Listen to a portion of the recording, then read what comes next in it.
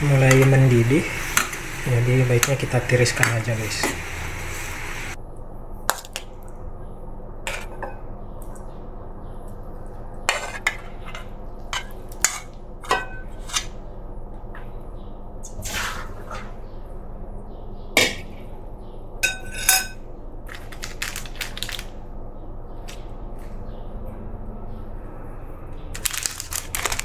Terus kita masukkan bumbu-bumbunya.